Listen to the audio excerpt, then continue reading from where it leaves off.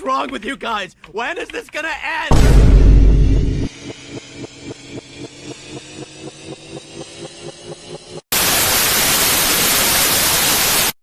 As the adage says, you give a poor man a fish and you feed him for a day. You teach him to fish, you give him no.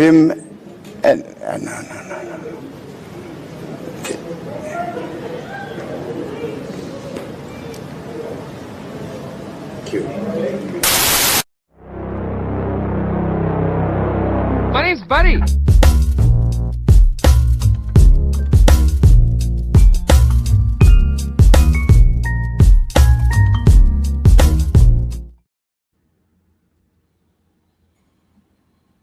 Boy, oh boy.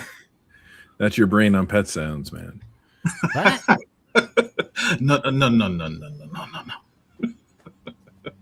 Oh, perfect timing. Here he is. My guy. All right. Whoa. She just went live. All right. Well, fans and non-fans and trolls and enthusiasts alike, boy, we got quite the program for you. This may be one of the, dare I say, greatest vinyl community efforts ever put forth. And I'll let you be the judge. We got what they call a whopper, a barn burner. I mean, I don't even know if they've come up with the proper adjectives to describe what you're in for today. Not only do we have a Surface Noise debuter, but we've got a album reviewer that, quite frankly, will probably take up most of hour one. So if you want to start with the soccer match, throw it in the background. I think right now they're just doing pregame. Lexi Lawless got a haircut, which was a good idea. Because as I can attest, when you start losing it up here, the last thing you want to do is have that thin situation. And Lexi Lawless got the memo, so he's taking it up a little bit. So that's good. That's good. Well, who is joining us for this Hall of Fame presentation? Let's just take a look, because this is how we run things. I'm going to start at the bottom. First in, I'm one of us. Good evening. AV Room Chris, hello. Breakfast King, you must be here. You were shouted out. Henry is here. I got a free Kapu Hawaii record. I had to take it. Okay, well, congratulations, sir. Oh, now these guys, see, this is what I like. These guys are just talking to each other before the show. They're just building up camaraderie. They're just working it into a lather. This guy has like some Hawaii guy shirts and Hawaii guy mugs. I've been trying to reverse the trend and just call this cat Maui Man. Maui Man. It rhymes. You know what I mean? It's got, you know, what's that called when it rhymes at the beginning? I mean, I forget. I'm not English. But that's what you want. Now, listen, Kendall says, let the Chad bashing begin. No. Oh, quite contrary. Listen, this show, we have three hallmarks of the show. We inform, we entertain, because as Jason reminded us last week, we're entertainers. And we complain. So we're going to roll all three of those up into simply reporting and telling a story. I would just say sit back, kick the feet up. Again, if you want to watch a soccer match in the background, the real action is going to be right on the screen. But all I can say is for Kendall, I did not get the golden ticket to the Vinyl Summit. Okay. No. Jason, I'm sorry to hear that. Is that new news? Did you officially get rejected? You got the rejection notice? Oh, I'm so sorry. It's tough finding out like this, but I understand. Chuck T is here. They'll be burning natties for sale at Chatfest, 10% off. Possibly. Oh boy. Possibly. It starts. Jeez. It's already starting. Now listen, Chad, I know you're going to watch this. Somebody's going to send this to you. One, first of all, thank you for watching. Second of all, I want you to be clear. The comments in the gallery it's just unbridled enthusiasm. It's unbridled enthusiasm. We're just simply showing, this is the people's show. And we would be doing a disservice if we didn't incorporate the people's commentary. So just know that. Rick Spinner is here. Good evening. Michael Gwynn, hello. See this guy, my guy. Hello, Surface Noise. Hello, all. Looking forward to another great show, especially with pet sounds. Oh, no. Michael, I'm sorry to disappoint. We're really going to avoid that topic today for a change. I mean, I could almost bring back Vinyl Me Please. I saw my first Vinyl Me Please TV spot. Is this matriculated to any of you guys? Yes, there's a Vinyl Me Please. Now you have to watch the free television, like Tubi, or I have a Vizio TV because #blessed.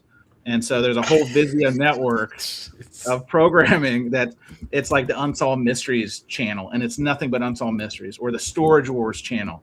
It's nothing but Storage Wars. I need that. So, it's a step up. Tell me, I mean, you put Bob Stack on, and they solve the mysteries now because it's been so long since the show came out. They solve like 80% of them. It's glorious. But anyway. They're still building their marketing base, and so sometimes they'll run the same commercial like 3 times during a break. But the other day, I tried to get it on camera because I knew no one would believe me. But it was Vinyl Me Please. It was their old stuff they used to put on their website. This was Aaliyah's album, so like somebody puts it on the turntable, they show it. There's a pan away, etc. So they're reusing old marketing materials. But I couldn't believe it. In the year of our Lord 2026, Vinyl Me Please is just. You're killing it this year. Talk about an unsolved mystery. Come on. Wow. I like what you did there, Chris. I like what you did there. Fuck. Tom, Hyriant District, hello. Tell me Ronaldo is going to the Vinyl Summit in Salina, and that'll be strapped. Well, oh, shit. Stay tuned. Stay tuned, Tom. Let's see. Paul McClellan is here. Good evening, Paul. Welcome to the Power Hour. Alice here. Good evening. Hello, good sirs. Hello back to you. Richard's Vinyl Tap House. Can we talk about mono box reissues tonight? Well, we'll see what happens. We do want to satisfy. Jason VG ++. Oh, this is great. Is this awesome? Love the name. Congratulations and welcome. This is a new channel. Mazzy's Music is here.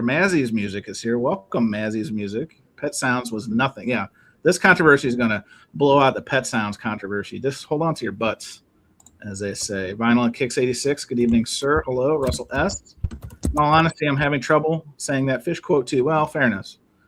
I mean, listen, it was teach a man to fish. I'm not going to try it because I don't want to embarrass myself like our seasoned audiophile did in the open. But here we are. Decoy Cards is here. Good evening. Hello. Wisconsin Dave makes an and he changed his name. It's official. It is official. Wyoming yes. Dave, no more. Damn. Dave, congratulations. I don't know if you're officially in there, but you did it. You did it. Congratulations, That's a great Wisconsin job. Dave. Big doings. I mean, guys, we can just stop the show here. This is the news. Wyoming Dave, no more. What do you know? All right. Well, I think did we get them all? Here he is. We're gonna do the introduction. My man is here. The one and only DG. I can't even say DJ. DG Mono. I should have practiced before we came in. Chasing Records is here. Let's start prying. Well, listen, I'm trying to be polite, Chase. I'm trying to be polite. Saying hello to everyone. Vinyl Dreamscape. Sean is here. Good evening. Oh, there's a good one. Hello, Chance, Chris, Jason, Arnaldo. The other guy I don't know, and everyone. Well, Sean, the good news is you're about to be introduced to the legend, the myth, the man, the myth, and the legend, all in one. He's here, and he's here on short notice. Thank you very much, Rich, for joining us because the bat signal went out quite late, admittedly, but we had a last minute cancellation, and I was waiting till Arnaldo was on his long sabbatical, and then I was going to bring you on for your debut. But when the bullpen, when they send out the arm. Well, it's that time of year where I'm on summer break from my job as a teacher, so this would never happen between September and December. Good. Well, see, that's good to know. All right. I think Easy Now is here. Hang on a second. See, this is when they talk to each other. I don't want to say anything out of context, but I think something's going on. Sam is here. Sam St. John. Sam had his first interaction with the Sixth Beatle recently. So congratulations, Sam. That is a calling card of I mean, that deserves a round of applause. I mean, yes, everyone's least favorite troll, the Sixth Beatle, apparently went like he does. He goes back on old videos and just leaves his patented brand of what do they call that? Affection. So Sam, knowing I have had many quarrels with people out there, said, "Do you know who this guy is?" Oh, of course, Sam. You came to the right place. So, congratulations, Sam. You're officially VC now. That is the last level. That's the final boss. VCdom. I think even Groove Seeker has been sniped at by the one and only. So yeah, but I shoot back. So I shoot back. That's right. Yeah. Love it. All right. Oh, hang on a second. Kimbo's asking, is that Anthony Fantano? That is wow. so wrong. So wrong. Rich, Kimbo. please. Rich, you don't have to take this. This is, Damn. I mean, there's making jokes and there's whatever this is. But Kimbo, putting you in a timeout. That's just not going to work. What kind of a fan of what should I be to know who that is, Anthony Fantano? Oh, no. Oh, man. That's a whole nother show in and of itself, is the story time about one Anthony Fantano. Well, I got Google, so I guess I can look up. You can look up Anthony Fantano and then Halsey, like 3 words, and then get into that. Oh yeah, the needle drop guy. Yeah. Okay. That's him. He also has like 42 million subscribers, so he's in a different stratosphere than us poor guys. Eddie Perez, good evening, sir. Pat's Radio, good evening to you as well. Elk Vision. Oh, hey, here you go, Rich. At DG Mono, love your channel. Hope one day we get some more episodes of Record Collector Confessions. You just make sure you're keeping up with the podcast there, because it's switched over to podcast format. We're on episode 98, and I think Groove Seeker is going to be the honorary guest of episode 100 in a couple of weeks. So, well, look at that. That deserves a round of applause. This is breaking news. I thought it was this Saturday I was coming. No. Yeah, but you're not going to be on I'm not going to air your episode until a week. Oh shit! Tape delay. Wow. Tape delay. Yeah. You just learned something, guys. It's got to be edited. You got to make sure. We got to make sure everything is. Nice about it. By the way, did my agent get in contact with your people or no? Are we just doing this on the shake? Yep. They told me that you'd make time for me Saturday morning. Awesome. Wow. Awesome. Well, I'm looking forward to it, man. I can't believe this. Rich, again, I'm sorry. Depeche Commode, one of our finest, arguably the best name in the VC, says, is that new guy a teacher at Mustache School? Rich, you don't have to take this. That is just pure jealousy. That sounds like a compliment to me. I'll take that one as a compliment. Hey, as I learned as a one-time member of the American Mustache Institute, yours truly, the patented lip sweater does improve your sexual energy by 79%. It's scientifically proven that it makes you almost irresistible, about 79%. So look it up, American Mustache Institute. You think I'm tripping? Check it out. Listen, I got more where that came from. But boy, what a show, guys. I even got to put up the banners. I'm late to do this. This is Surface Noise, the show of record, talking records. It's going to be unbelievable. This is an unbelievable episode. Bookmark it, share it with a friend, send it to your local news outlets. I mean, this is the one you do not want to miss. Concert Buddy here, you there. Appreciate you joining us, whether live and in person on the live stream.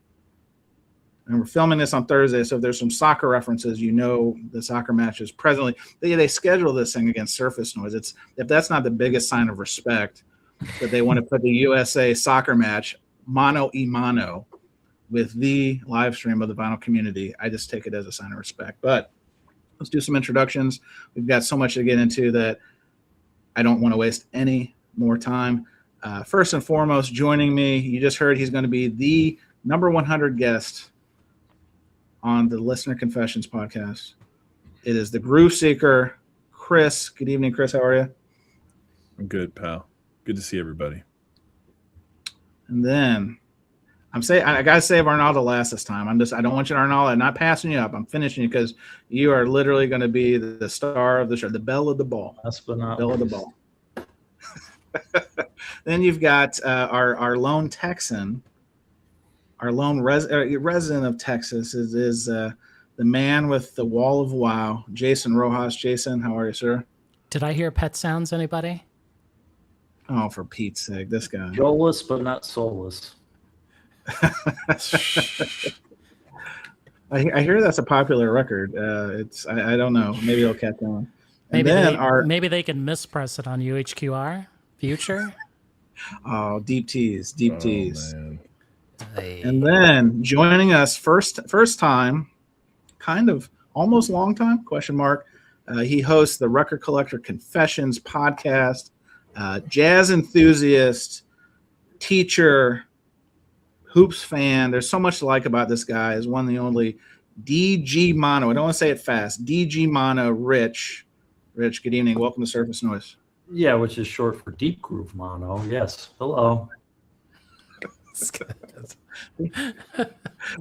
DG Mono, not DJ Mono. Again, I got to be clear because I just stepped in it already. You wouldn't have been the first person to do that. That's okay. Okay, well, this is what happens. This is Bill O'Reilly. Fuck it, we're doing it live. This is what happened, especially because you're kind enough to join us. We'll do it live.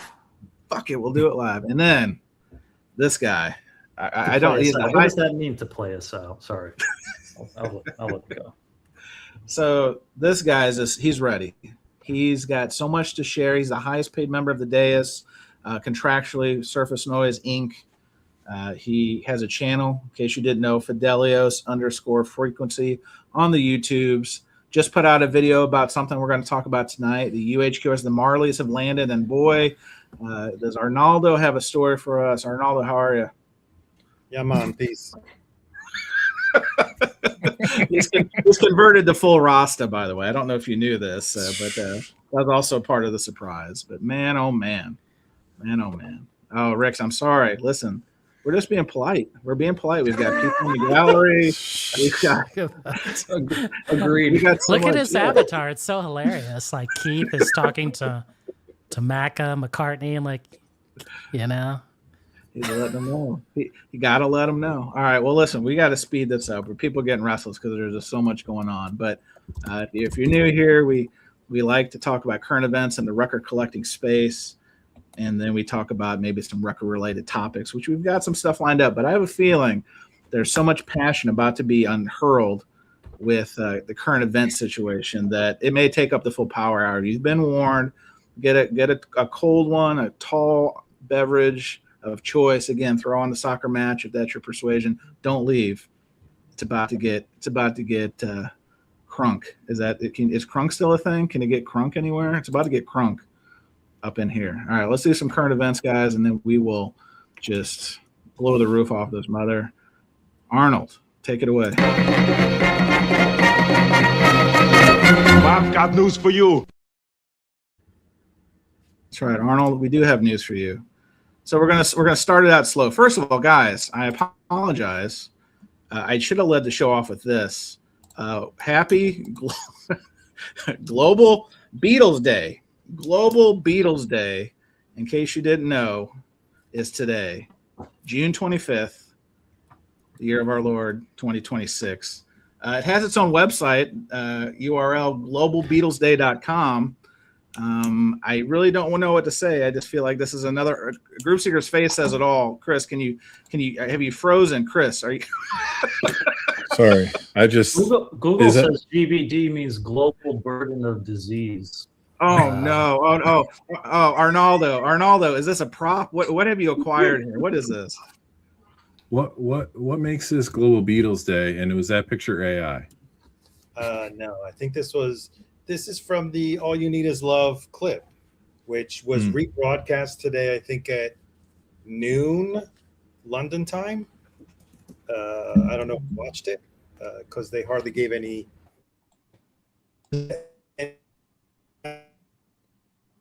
Yesterday, probably.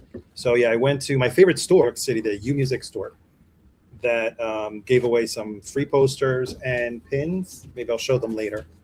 And they were selling, of course, any opportunity to sell some merch that, mind you, Arnaldo, they're celebrating All You Need Is Love.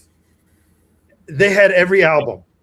They had Magical Mystery Tour, Abbey Road. They had merch relating to text and words of other songs.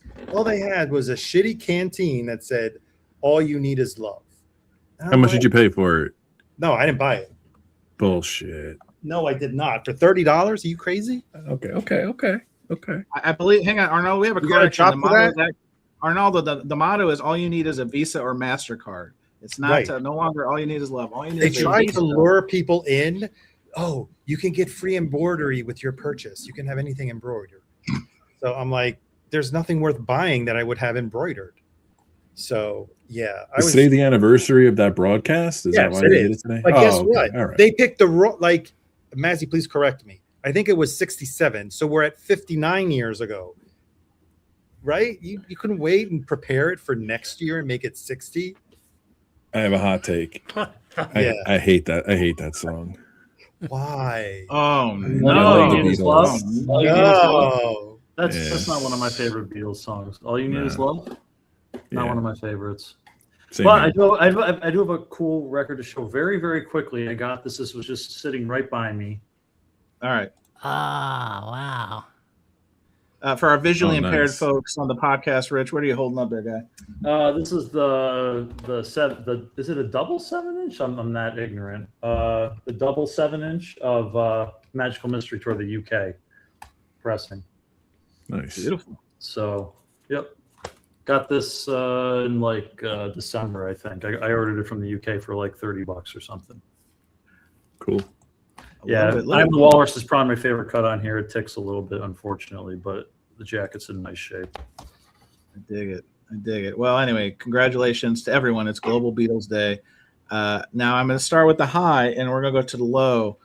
We lost a legend, and I use that term sparingly because everybody's a legend now. But this guy was a legend, Clive Davis, musical titan, 94. What a run! So many nice superlatives. Founded multiple record labels. Arnaldo, thoughts on the passing of Clive Davis? Yeah, definitely. He signed some giants. He took chances on kind of like nobodies, right? Bruce Springsteen was a bit of a nobody. Janis Joplin, Patti Smith. I mean, who would have thought to sign Patti Smith at the time? Yeah, I think people are saying, I mean, not to take away any credit for what he did for Whitney Houston's career, but I'm like, anyone that probably heard her sing could have said at 19, this girl's going to be a star, right? So, yeah, no, but I'll give Clive credit. He took chances on artists at the time that probably didn't have any other opportunities. But yeah, he was a label head, but unlike like my favorite ones were Chris Blackwell, founder of and Amit Erdogan from Atlantic, Seymour Stein. So I'd have to put label head, A&R guy. Those three would be before Clive Davis for me, personally. That's just my preference. But I can't deny the importance that he made in music history. For sure. Jason, true or false, you dressed up as Clive Davis for Halloween 1986. I don't know if you said it was 1986 or 1988. What year was that? Don't know. Nah. Clive Davis, he signed Lou Reed during this strange era. You know what I'm saying? Like Lou Reed said he got a phone call from Clive Davis saying it's time, to hit the big time. I don't know what to say about that, Yeah, because he was on Arista for a while, right? Yes, people tend to forget that. But I mean, all those albums on Arista were like really good, like they actually. So Lou Reed finally had to push, like a major label, push that he didn't really have, back in the 70s, even though like Transformer was a huge record, Groove Seeker, Clive Davis has left the celestial plane. Did you pull out some Columbia records or maybe something from J Records? Friend of the show, Nick Perry. Actually, when I saw Nick recently passing through town on tour, they signed him. He was 16 or 17, and they signed his band to J Records when Clive Davis again started another imprint label. So, Groove Seeker, Clive Davis, thoughts? I go right to the Grateful Dead, Prague album. Disco album. That's right. The Radio City shows. He kind of let them do their thing and come and go as they please. But I mean, obviously he did so much more, but no one's going to bring up the Dead except for me. So I like it. That's my Arnaldo Nate Bouchard says, did Clive Davis really sign Springsteen? I think he was at the label, but wasn't Mazzy gave more insight. Scroll down a couple comments. Got it. Oh, there he is. Yes, John Hammond, Talent Scout. Yeah, John Hammond really signed them, but of course Clive had to approve it as head of the label. So yes, keeping it straight, guys. Rich, Clive Davis, is this on your registry at all? I know you're deep into jazz, but you also like popular music. Yeah. I mean, I think it's probably just an opportunity for me to say that my taste is probably further out of the Venn diagrams of everybody else here. Good. Let's level set everybody. Expectations. Yes. That's right. All right. Yeah. I mean, but you know, I'm a music lover the same way that everybody else here is, and you know, I'd say I'm not ignorant to rock music and history. I have plenty of rock genre records in my collection and CDs and all kinds of stuff. But yeah, I mean, that said, I've heard of Clive Davis's name, but you know, I don't own any Patti Smith records. I don't own any Lou Reed records, or you know. So I get it. I do have so when you are the show of record, you have to knock out the fake news immediately. And Brian Glick says another celebrity gone too soon. Rest in peace, John Bong. We will miss you on Surface Noise. This is not true. Dear sweet Jose is still part of La Familia. He's just in the studio tonight. He is recording real music while we were making magic on Surface Noise. So Bong will be back. Don't worry, Brian. But last thing we want, I mean, I have a T-shirt with the man's face on it. I mean, he's going nowhere. Like I what was it? Captain Ron, what was that movie with Tom Hanks? I am the captain now. I mean, that's basically what Jose said when I had the T-shirt made. I am the captain now. Oh no! See, this is how rumors get. Herkimer, R.I.P. Bong. Again, fake news, guys. Fake news. All right. Well, so there's again more news coming. There's so much news, guys. I mean, this is unbelievable. The one that really started the news cycle early in the week was we've got another DSS announcement, definitive sound series, the Marvin Gaye Let's Get It On. So if you're ready to pay $100 for a one step, let's tack on another $10. What? Oh no, it's 109. It's 110. I don't know. Plus shipping. Plus shipping. You got to pay shipping on top of that. Can you confirm the tape source? I mean, if it's an EQ Dolby copy tape, I don't know. You have to pay more for artist intent on this, or is that the shit? Jason, I'd be remiss if I didn't say the release arrived July 17th as a limited edition, AAA, 180 gram one-step pressing, cut from the original analog master tape. So, I mean, in your face. Who mastered it? Well, hang on. Let's find out. Give me a Bellman. Chris, ask and you shall receive. The new definitive sound series edition was mastered by Chris Bellman. I'm getting it look now. At this. And there's some nerd talk in here. It is being pressed at Record Technologies Inc. RTI. If you don't, I'm out. Never mind. I'm out. By friend of the show, Doran Sourbuyer, on Neotech VR900 D2 180 gram high definition. You know, I kind of heard that the Neotech VR800 D1. You know, there's nothing wrong with it.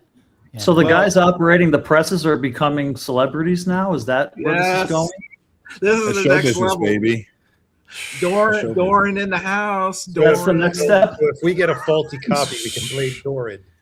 Wait, this is kind of like a wet dream, though. Bellman doing an R&B record? I mean, come on.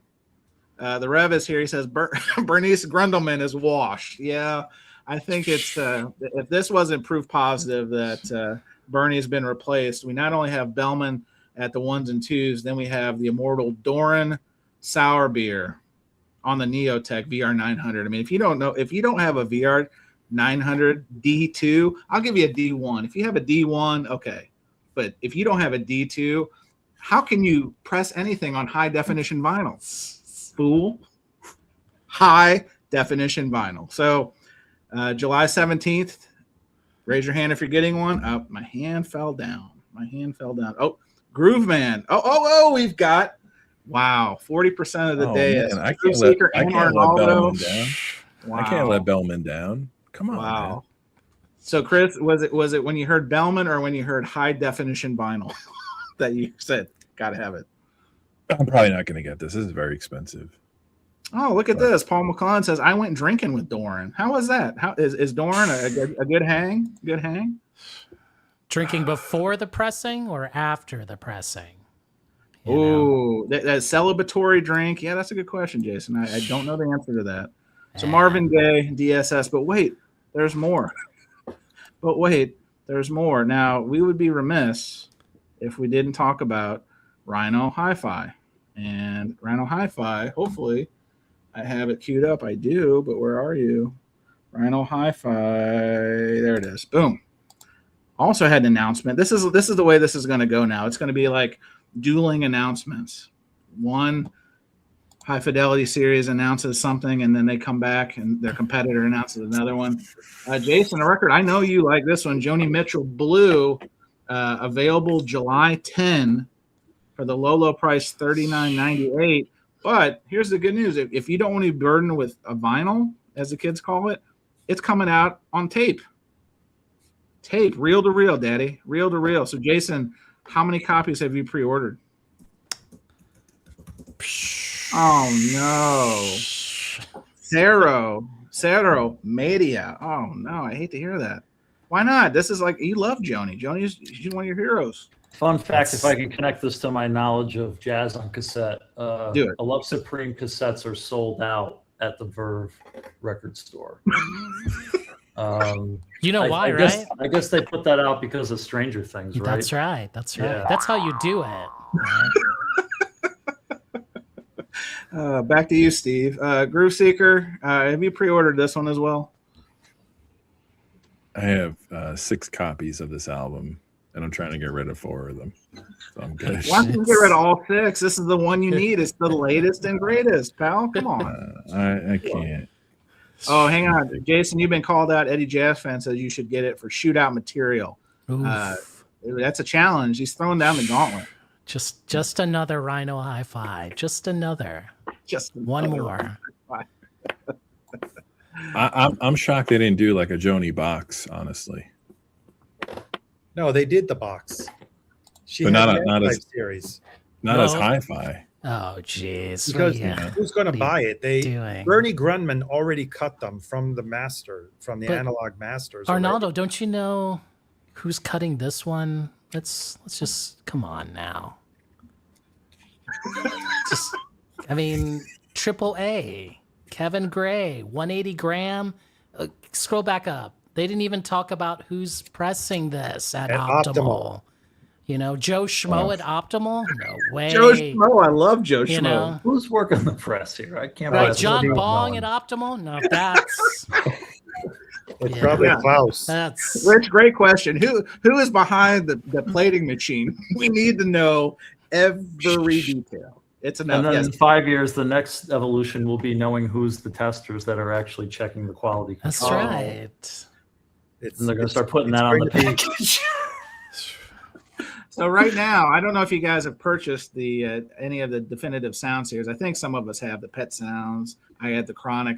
They give you that certificate of authenticity, right? That little. To Rich's point, eventually those things are going to be about like an 8.5 by 11 sheet of paper because there's going to be so much pertinent information. Who was running who was running the press when your copy was made? Who are the QC engineers? What time of day was it sealed in the heat shrink machine? I mean, this is the move. It is the move. And I think I'm going to give credit to Mazzy because I think he's supported this comment I'm going to make. But all right. It's like this album should be in print all the time for everybody to get access to, and I'm sure it is in print. It is in print, right? And there is an all analog in print as the hi-fi. And I can't believe. I get it, but come on. But this is the hi-fi version, right? It has a glossy jacket, dudes. Glossy jacket. And dare I say, they have their own Rhino High Fidelity inner sleeve. So, I mean, the value cannot be beat. $39.98. $39.98. You can't even buy Rhino Hi-Fi inner sleeve. Going to love it so much that you will be able to put it back in into the sleeve because it's always going to be on your turntable. You don't even want to put it back into the sleeve. Oh my god! It is physically, it's just science. It's physically impossible to put the record back, but that's what they don't tell you. And it's numbered. AV Room Chris is right. It's numbered. Get it right. You're right, because if we've learned anything, is they number the first batch, and once those sell right through, then they make some more. Conveniently, a truck shows up with unnumbered, and then conveniently they make it to retail. So I think we've seen this movie before. Good point, Chris. Good point. All right. Well, one more piece of news before we get to the real star of the show. And that is, and this is kind of an interesting piece. I'm curious your guys' take on this. Let me, Tom Verlaine, frontman of Television, apparently had a record collection. And apparently, if you would like to own a record that Tom Verlaine had in his collection, that opportunity exists in multiple forms. Starting tomorrow, this is airing on the 25th, Thursday. So the 26th, Friday, probably 11 a.m., you too can own some Tom Verlaine records, either via Discogs or I believe Academy in New York is selling these. It's hard to say. I don't think they were specific or Pacific, depending on your region, to explain what records are going to be sold in what areas and what locales. So, yes, Arnaldo, please, you're our man on the scene. You're our Academy expert. Yeah, I think they're going online on Discogs first and then at the store in Brooklyn. Okay. But I wanted to bring to everyone's attention. Do you see that copy of Marquee Moon there? Television? Yes, sir. That is the one to have because that is the artist intent because it belonged to Tom Verlaine. No. That's the only copy you need. No, It's that one. No. That's the artist intent right there.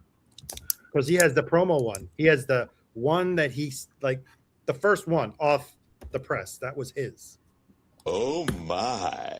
That's right, George Takei. Oh my. I think Arnaldo, I think you hit it right on the head. I mean, if you've ever fancied artist intent, you're owning the copy, and it has that sticker on there that says promotional copy, not for sale. So you know it's legit.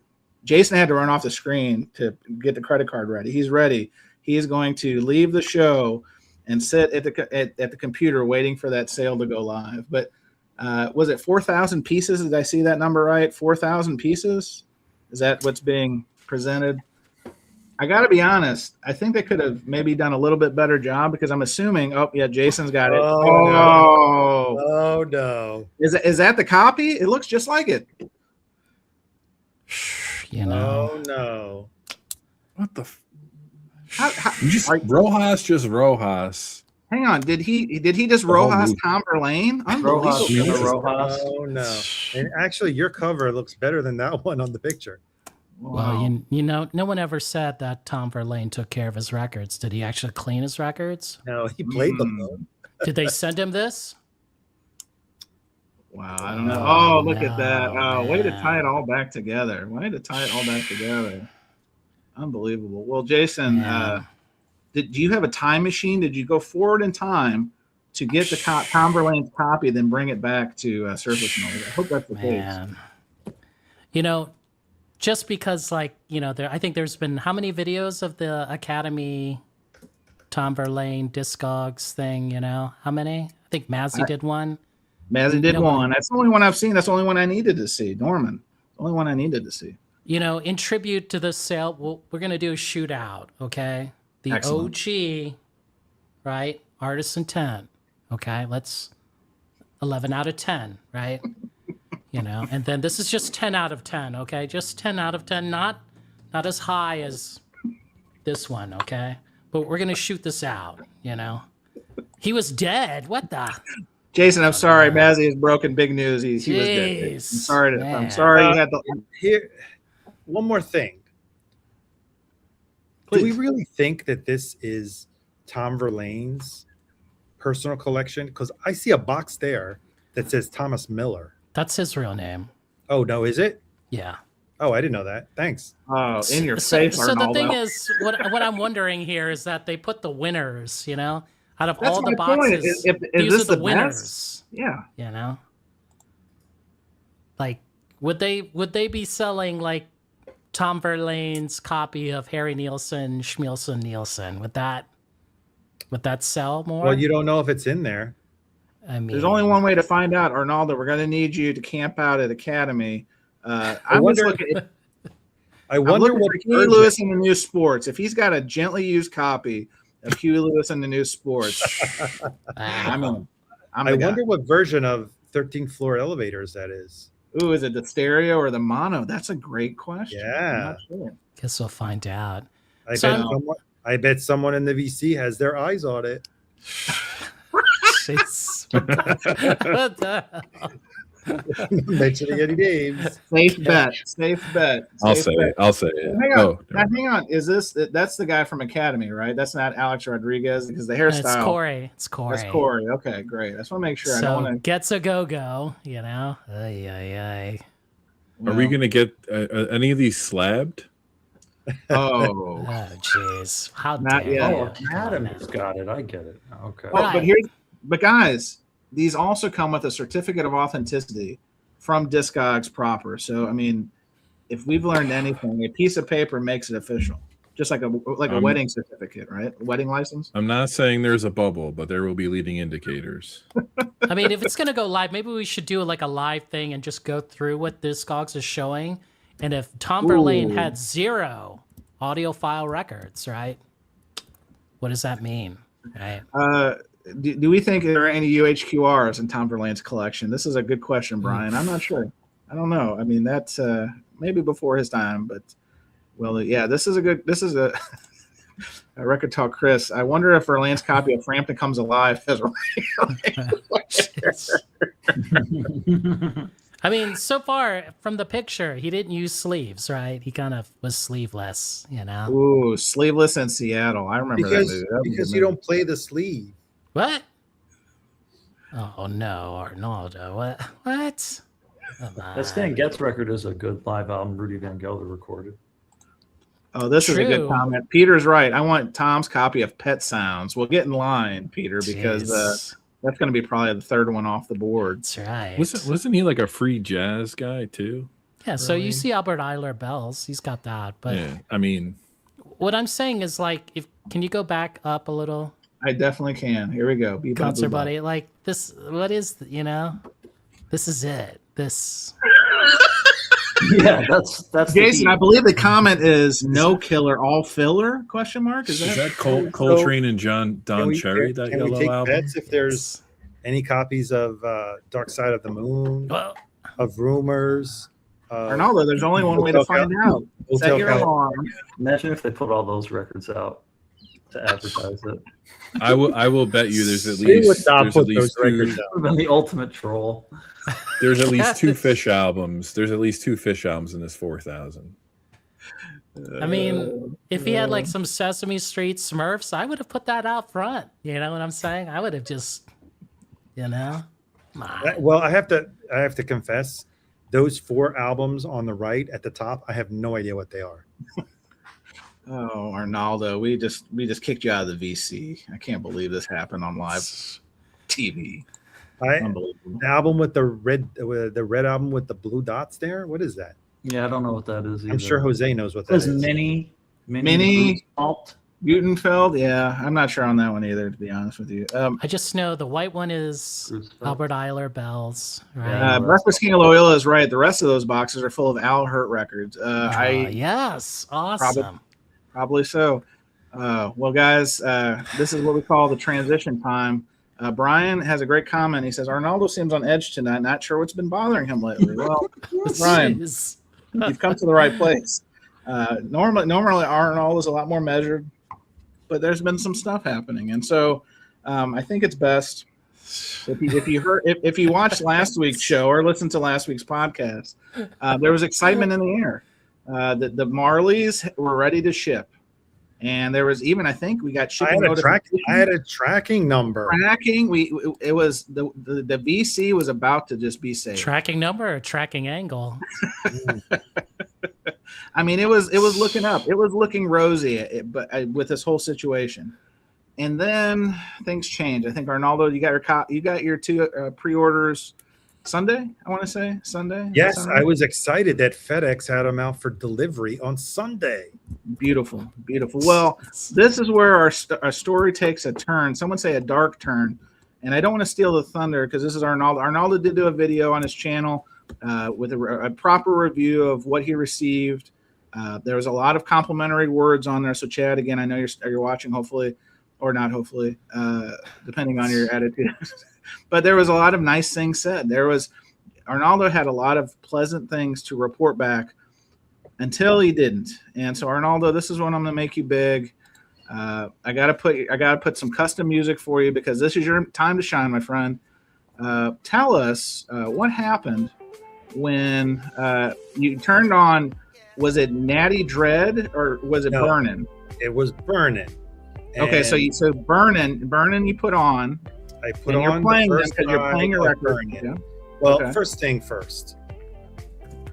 I crack open the box, got to inspect it, make sure that everything looks good cosmetically, and I'm happy with that. I pull out the first record, I put it on, burn it. And then you were burning one, right? I think there probably was some incense burning. Beautiful. The first side was great. I'm starting to get into the booklet. I'm reading the essay, really taken by it because a lot of insightful information. Putting on side 2, and I'm just reading along and enjoying the music. And then the song Natty Dread comes on. Natty Dread, okay, got it. Title track. It's the second song on side 2. And I stopped for a minute and I was like, wait, did I put on the wrong album? And then I was like, no, I didn't even open the other box. And I get up and I'm looking at it and I look at the label, and the label is the one for Burnin'. Holy Santa Claus. Starting to scratch my head. I'm like waiting for the next song to come up, and then I pull out and I crack open the other one, and I'm looking. It's like, yeah, this one seems right. And of course, they made a mistake. My side 2 of Burnin' had, instead of side 2 of Burnin', had side 2 of Natty Dread. But hey, good news, right? And, not so much. But that's when you put in that wah, wah. Oh, I'm sorry. No, wrong the shame one. The shame one, yes. No, the shame is for later. Shame is for later. Hold on. Yeah, we're saving shame. Shame is for later. And I was like, man, I cannot effing believe this. And so I'm listening through side 2. It already kind of spoiled the atmosphere because I'm listening 2 albums in one. And I okay, the QC checked off. It sounds good, but side 2 is mucked up. So I pull out Natty Dread and I'm listening to it. Everything is fine. I listen to side 2 again. Once I flip it over, I'm listening again to side 2. And no problems on Natty Dread. I'm actually really enjoying the music up until then. No complaints whatsoever in terms of the sound quality. At that point, I hadn't done any comparisons. Like the pressing quality was great. It was flat, centered. No problem. Side 2 of, I will have to mention one thing. Side 2 of Burnin' did have a label that was a little off center. And I even said to myself, as I put it on and I started seeing it spinning, I can live with that. I'm not going to take a chance that I request a replacement just because the center label is slightly off. And then I start wondering, what exactly should I do? I start reading. I go online to the Analog Productions Facebook group. No one's posted yet, or at least the people that posted were just posting that they had received it.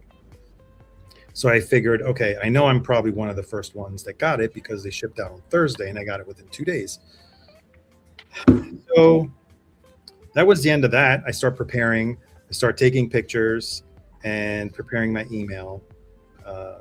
But I figured I want this to get resolved quicker, so I'll wait until Monday and I'll call them. I call them. Customer service says, you're better off filing the return form online, or here's the email for returns. You can email them. So I decided to do that, and I informed them of the problem. And the first response that I got, hang on, I gotta change the music, Arnold, because this is where shit gets real serious. Let me change the music. I gotta flip the record over. Hang on 1 second. Yep. This is where it's gonna get real spicy. And then the first response I get, hello, Mr. Durso. Thank you for bringing this to our attention. We are investigating the situation now. So far, it's looking like a fairly isolated incident, not the whole run. We'll be in touch as soon as we know more. Kind regards, Evan, returns manager. Which I reply, hello, Evan. Thanks for your swift response. While you are investigating the matter, will you be shipping me a correct replacement disc for Verlaine? Please see picture of the runout matrix that I had highlighted along with the incorrect label, just to show them proof that I wasn't making this up. It's totally false. The response I got was, we understand some were pressed with the wrong stamper. We do not have replacement settlements arranged yet because we don't know how many. It will take some time. Thanks for your patience. Okay, at this point, I'm still not seeing any type of, we're really sorry that this happened. Right. But we'll get back to you as soon as possible. So my response was, hi, Evan. I have been patiently waiting for 16 months for these releases to be shipped. I paid through PayPal, so Acoustic Sounds has been holding my money for all this time. I find it quite unprofessional to have me wait further for a replacement. To be clear, I want to interject. So you bought the subscription, so they all have the same number, right? But you had to prepay. Correct. If you pay through PayPal, you have to prepay. Correct. If you pay through credit card, which I will no longer do with Acoustic Sounds because my card has been hacked by making purchases from Acoustic Sounds. That site is not encrypted and protected. Other people can attest to that. So going forward, I will always pay through PayPal. Unfortunately, when you pay through PayPal, you get charged immediately. That's right. Unlike others that pay with the credit card, they only get charged once they ship. Yep. So continuing the email, I find it quite unprofessional to have me wait further for a replacement. Don't you allow extra parts for defective products? You could easily crack open one of the other copies and just send me a replacement. It will take some time, air quotes, is not an acceptable answer. Yep. Up until now, guys, do you think I've been kind of like, does it seem fair to ask? Yeah. Right? You're just trying to encourage them for a resolution. No, coaching. Right. I'm done. I waited long enough. So the response was, the inventory is unavailable while it's being inspected. It will take some time. That's their favorite. This is Evan's favorite phrase. If you want a return label to send back for a refund, we'll send you one. And then the following day, on Tuesday, I didn't write back to this because I'm like, okay, I'm getting nowhere. I get an email asking me, can you tell us what serial number you had? This will help us with the inspection process. And I tell them the number that I had, and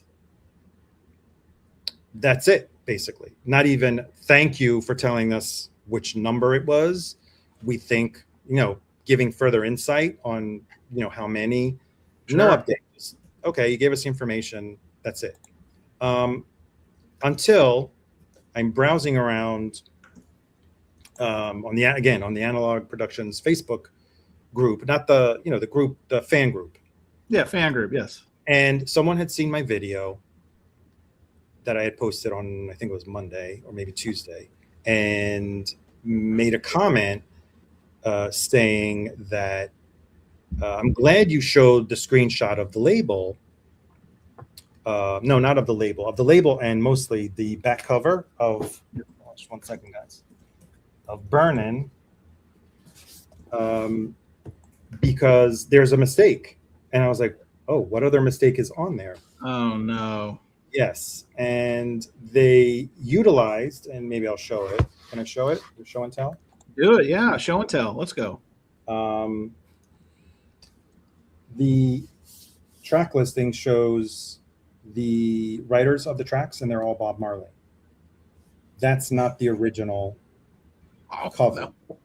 Because Peter Tosh and some other co-writers on a Buddy few Livingston. songs. Yes, thank you. And then Janine something else was on the writer of another song.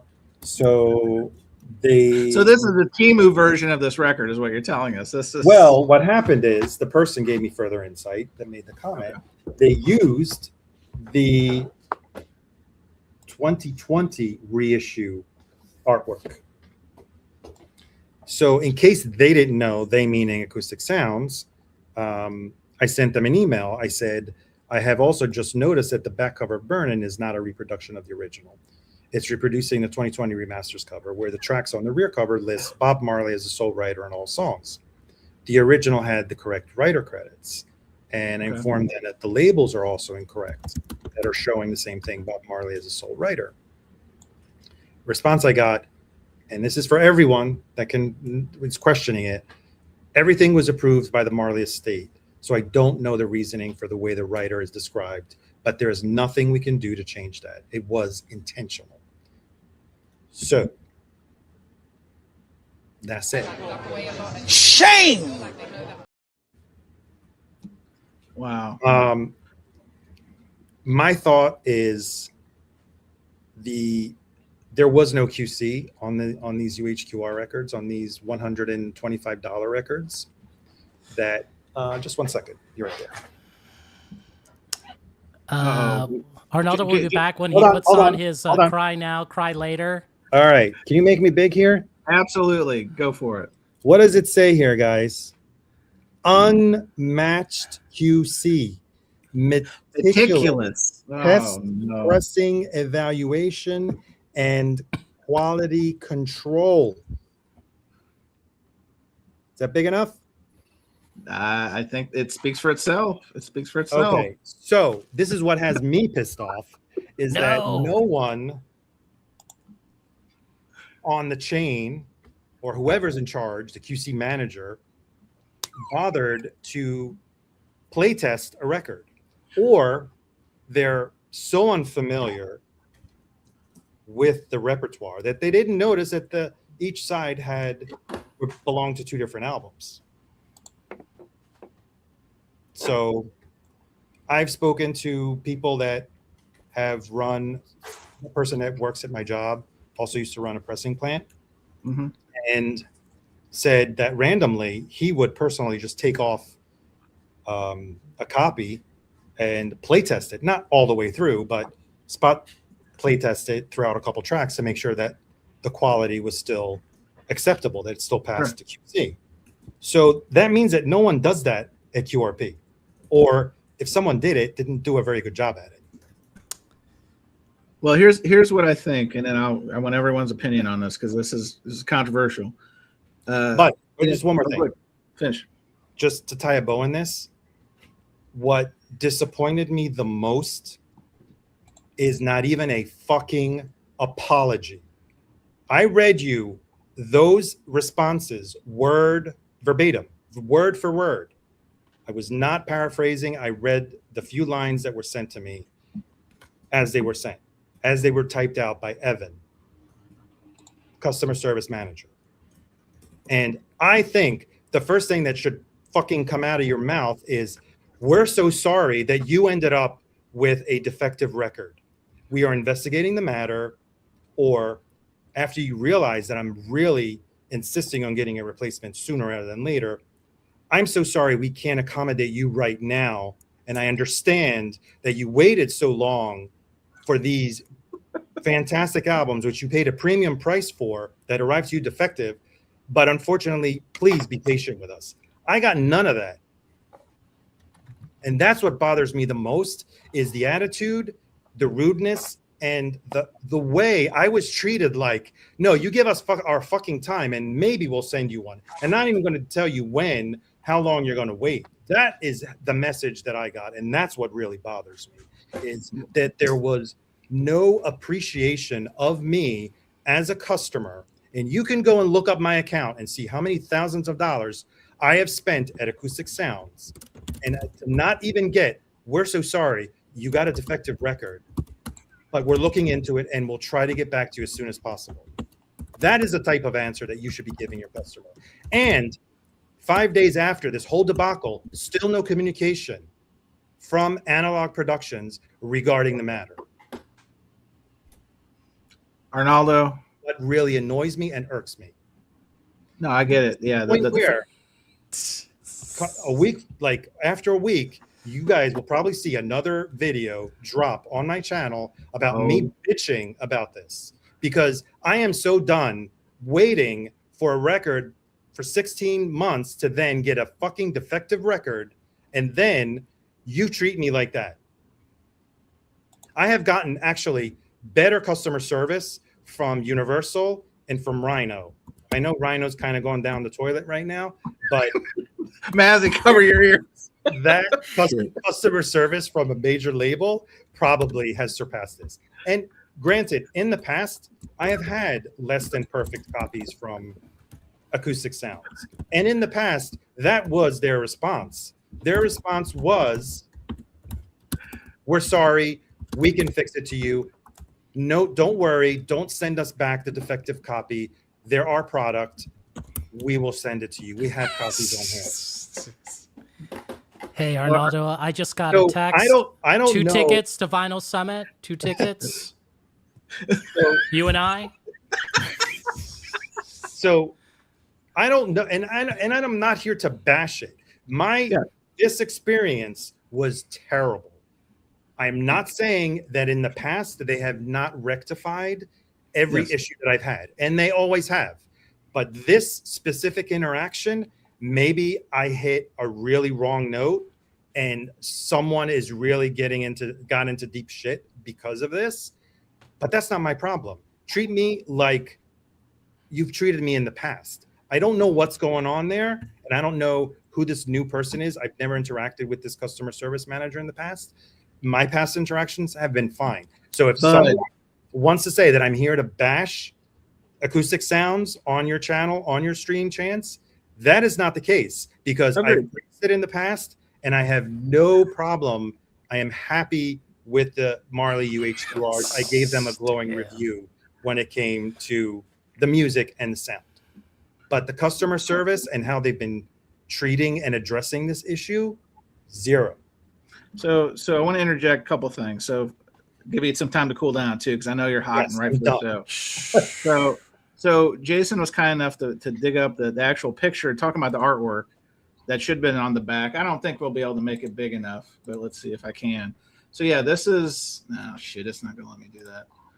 But you can kind of Control Plus.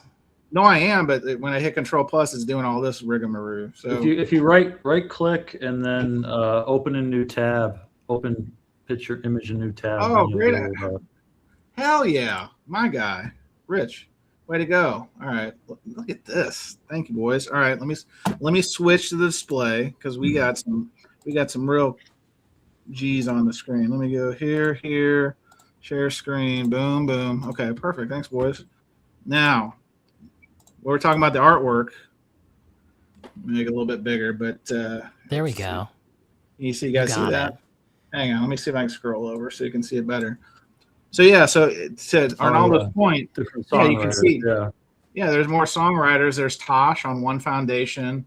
Gene Watt is Bonnie Livingston. That's his other name. Marley, Tosh. So yeah, so that's kind of like the wrong word is disingenuous. I want to be clear, but that is kind of like a switcho changeo in some respects, right? So they're leaving it at the Marley estate that approved it, and it's interesting. If you pull up the Abbey Road half-speed masters that were done recently, they also have this very same artwork, the correct artwork.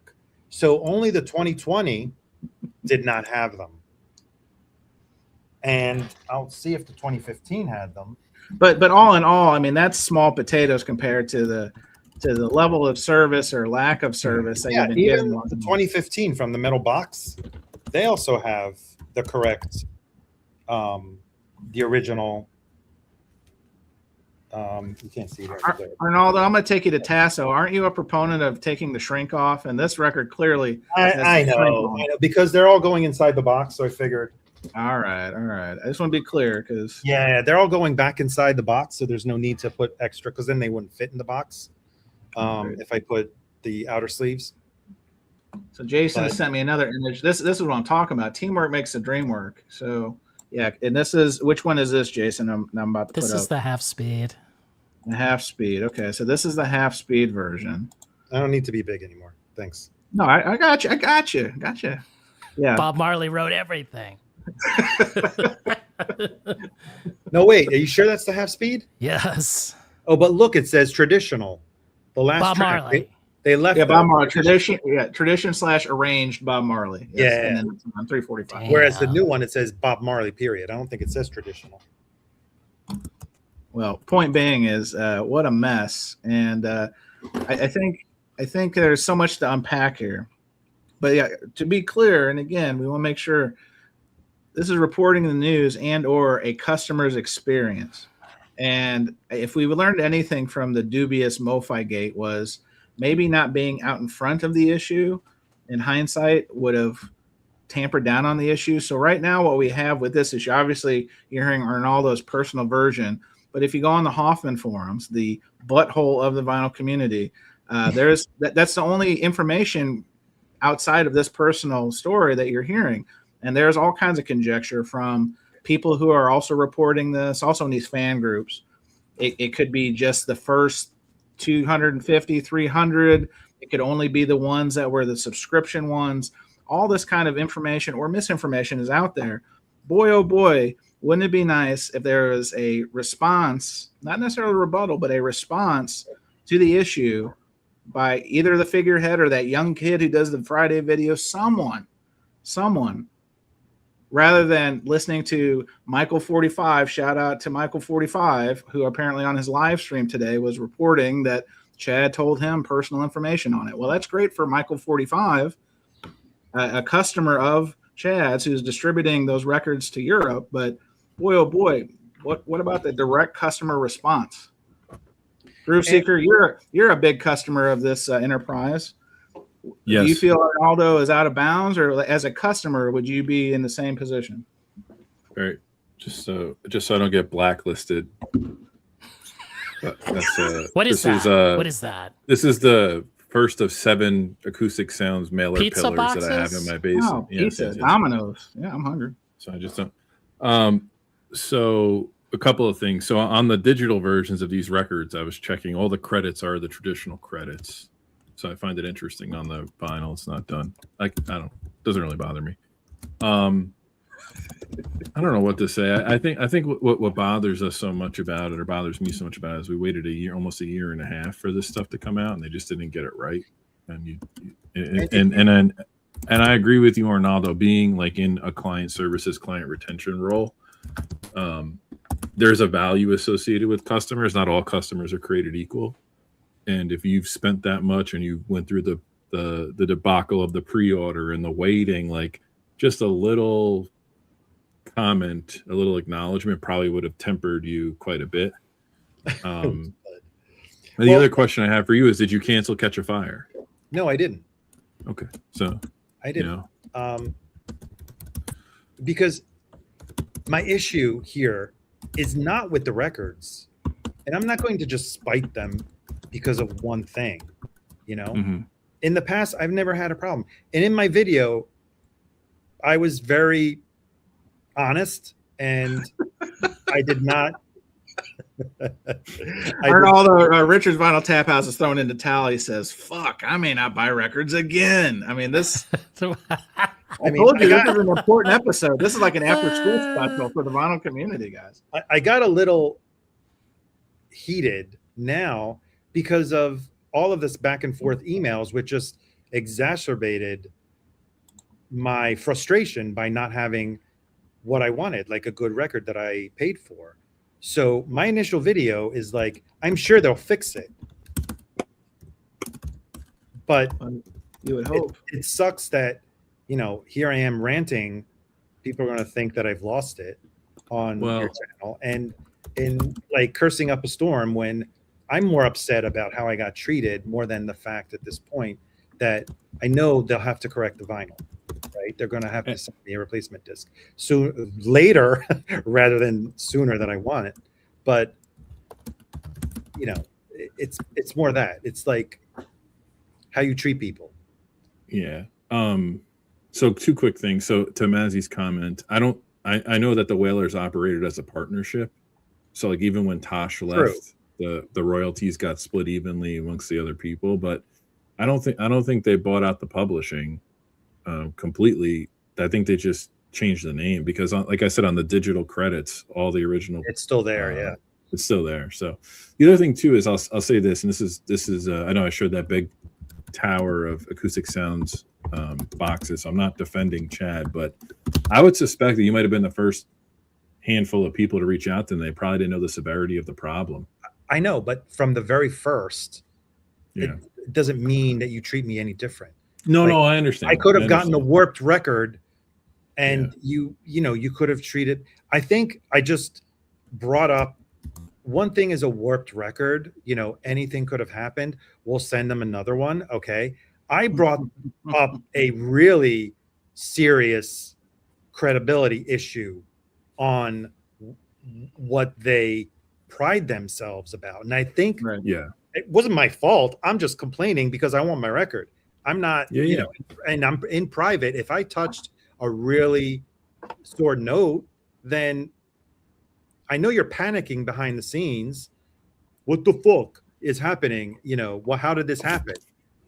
That's not my problem. You deal with no, you're right. And your stuff, but treat me like you've always treated me, and like a customer deserves to be treated. Yeah. Yep. Bad news, guys. AV Room Chris says that's it for my boys. I'm out. Channel gets wiped, and my collection is going to be on sale at Verlaine. So we've got people just leaving the hobby in droves tonight. This is unbelievable. I hate to see it. I will say we've got a lot of variables in play. We've got obviously a QC issue. We've got an issue that 16 months, Arnaldo? Was it the direct calculation of 16 from the time you ordered it to the time you received it? It's over a year wait, and then this happens, and then the poo-poo platter, the cherry on top of the poo-poo sundae, is the response or lack thereof or lack of urgency. Yes. Because usually, listen, I've had a defective UHQR before, and they make you destroy it, and they, you know, it's all this thing, which I understand. They never made me destroy it. I think only the Miles Davis ones they had people destroy it. Remember? Yeah, I got one of the Hendrix ones I had to destroy. That was the one. They've never asked me to destroy one. So, but point being is that they have a protocol for these kind of things, but more so a response. So there is some degree of response because in any manufacturing scenario, you do have fallout. So that's to be expected. Now, a QC issue like this to this scale, I don't know. That's a big boo-boo. But point being is, Arnaldo's exactly right, the response. And this goes, Rich made a great point in the chat. In general, the customer service responses, not just in this industry, not just in this instance, but across the spectrum are terrible. Like there is no service in customer service. So do you value the customer? Because in other instances, I remember, I think, was it the Bill Evans box? Rob the Wax had made a comment about some of the stuff was warped, and Chad's response to his face on the live stream was, well, if you don't like it, return and get your money back. Okay, hear ya. But here you have a customer expressing like, I want to, exactly what you're saying, Arnold. I want to support your product, support your company. You know, this is an issue and bring it to your attention. And to be stonewalled like that, which is, I'm putting words in your mouth, but definitely an impression that you're getting in your instance, like that doesn't seem like a winning formula. Am I wrong? I don't know. They'd say that they have their fan base, right? And sure. Put out good product. They have loyalty from their customers, from their fan base, and they feel like, okay, if we lose one, maybe there'll be another one. But even if you're running a business, let's take it to You're your own entrepreneur. Like in terms of a response, even if it's just a couple. I mean, if this was isolated, oh, poor LeBron. LeBron didn't ask to be put into this position. That's not even real. LeBron hasn't cried. Come on, Jason, that's fake news. But I actually thought someone played me a joke because of all the times I complained. Where are the Marleys? Where are the Marleys? I figured, is this a joke? Did they identify my copy and decide to put a defective one in there? I honestly did. Well, we did take some heat at the Austin Record show because we were apparently shit-talking the Vinyl Summit, which we, again, tried to be very clear on our intent and our response, and I think it was the appropriate response based on their own website, which they coincidentally corrected. More power to them. But the response or lack thereof here is a little unnerving. So, Arnaldo, I get where you're coming from. Appreciate you sharing that, and it's good to put these things out there. Oh, go ahead. Sorry for all the cursing. I took up the bone count this week. Well, listen, somebody had but the big shoes to fill. Chris had to change pens. The ink ran out of the first pen as he switched to the second pen. But anyway, well, oh, Grasshopper TV asks, please tell us how they want you to destroy them. Well, in my instance, they literally wanted a picture of the record broken in some capacity. And so literally, and to their credit, they use really good materials. I had to take a hammer and beat the shit out of this thing to fracture it, to splinter it, to be able to take a hunk off of it, take a picture, send it to Bud, who is the customer service person I dealt with a lot in some of my issues back in the day. And then they would authorize the return, right? So I understand it's kind of a hassle, but I understand where they're coming from. But at the same time, there was a response. There was a protocol. Do this. If this happens, do this. Respond this way. Execute. Problem solved. It sounds like they weren't, I wouldn't say caught with their pants down, but just the like, we'll let you know. You're right. I may have been the first one to bring it up.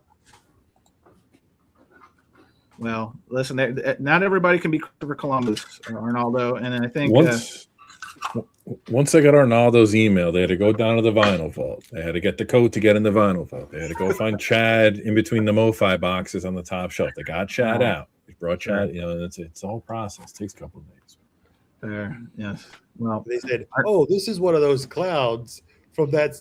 This is those goofballs from Surface Noise. Fuck them. They can wait. Yeah. Well. All right. Going back to MoFi. Just going back. I mean, if you wanted to push me back into the arms of my old lover, Mobile Fidelity, maybe this is the way. I don't know. Well, Arnaldo, appreciate the story. I know it's been a turbulent time dealing with this issue. Again, these are all first world problems, but they're still problems. So it's important to call them out. Rich, there have been some jazz titles of UHQRs. Hearing this story, does it make you compelled to get Kind of Blue? You can get a 33, you can get a 45. They may even be making a 78 at this point. Does it inspire you to climb this wall? No.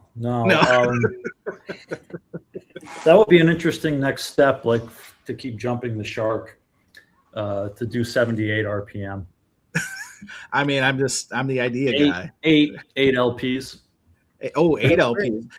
Yeah. Rich, you get half a song, like the 45 era, like part 1 and part 2. Oh, 78 RPM, higher fidelity. You got to turn it over halfway through. The song stops halfway, but so what? It's higher fidelity. Sorry, Arnaldo, were you going to say something? It's high definition vinyl. High definition vinyl. You have the Kind of Blue UHQR? No, I don't have any new stuff. So you have the wrong one. You have the incorrect speed. Yeah, well, hey, if you go to the Hoffman forum and you find the right post, I got to the bottom of that a long time ago, and I don't remember what the bottom was. It was so complicated, frankly. I had 2 different copies of the mono and the original mono, original stereo. I had a reissue. I recorded them all into my computer. I tried to figure out all this stuff, and at the end of the day, I was just like, it's not that big of a deal. It's just not that. The pitch difference is not that different. It's whatever. I don't care. It's fine. But no, I haven't bought a new record in a couple years. Actually, I kind of stopped.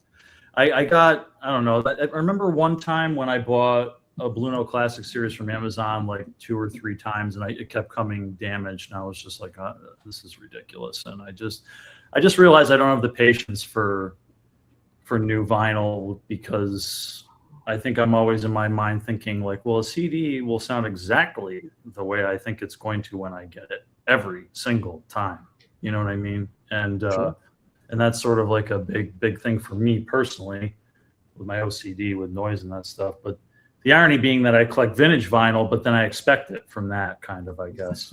But I had the classic records, 33 of Kind of Blue for a long time, very long time. I had that.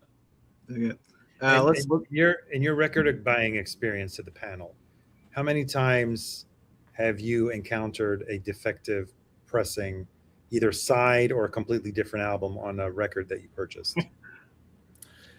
Yeah, well, that's what I was just saying. So that's happened to me twice collecting vintage jazz records. Really? Okay. My years. Yeah. So one time with Thelonious Monk's Crisscross, I thought I was going crazy. And this was, the Columbia album by Monk.